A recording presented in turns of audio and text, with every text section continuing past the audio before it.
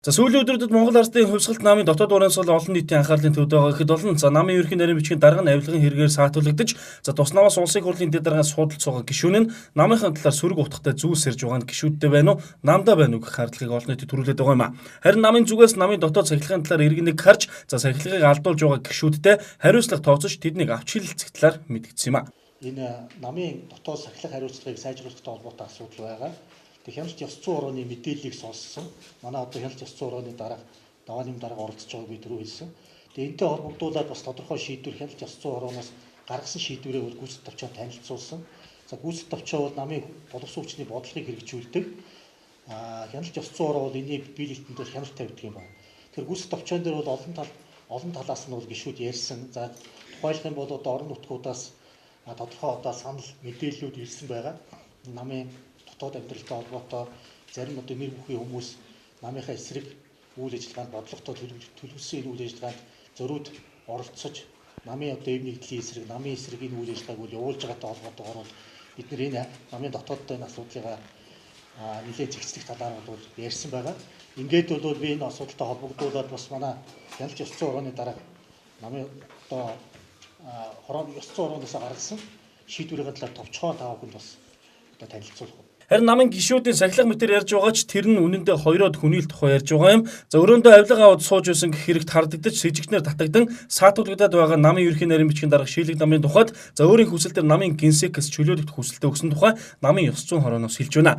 Мөн намын нэр хүндэд сөргөөр нөлөөлж намынхаа мөрийн хөтөлбөр үйл ажиллагааны нэр хүндэд сөргөөр нөлөөлж байна хэмээн үзэж за улсын хурлын дэд дарга цогийн асуудлыг ч мөн хяналт ёс зүйн хороогоор авч хэлсэн хэмээн мэдээлж өгсөн юм а. Намын дүрм мөрийн хөтөлбөрөөс сахиулах намаас итгэл үдээж томдогдсон боловсон хүчнийхээ бодлогыг авч хилэлцэж тэдний ажилд үнэлт өгөх ийм эрхтэй байгууллага. Тэгээ энэ ажлынхаа хүрээнд бид зарим хүмүүсийг ихний ээлжинд авч хилэлцсэн байгаа. Урд өмнө ч одоо би баяр сайхан зэрэглэгүүтэй хүмүүсийн тухай асуудлыг бас авч хилэлцэж байсан. Энэ удаа бид засгийн газрын гишүүн улсын хурлын засгийн газрын гишүүн эрүүл мэндийн сайд манай Монгол Ардын хувьсгалт ерөнхий нарийн бичгийн дарга Шилэг дамбын асуудлыг авч хилэлцсэн. За энэ хилцэх гол нөхцөл нь бол өөрийнх нь одоо намайг Монгол Ардын хувьсгалт намын ерөнхий нарийн бичгийн даргын мөрөд ажлаас чөлөөлж өгнө үү? Би чөлөөлөгдөж байгаад шударгаар шалгуулъя гэсэн ийм хүсэлтийг үндэслээд намын дөрвийн одоо бусад холбогдох заалбуудыг үндэслээд Шилэг дамбыг ерөнхий нарийн бичгийн даргын үүрэг ажлаас чөлөөлөх саналыг гүйцэтгэх товчоо намын баг чуулганд оруулсан. За удахгүй одоо бид бас мөн Булган аймгийн Монгол Ардын хувьсгалт намын Булган аймгийн Монгол Ардын хувьсгалт намын мянгатын дарга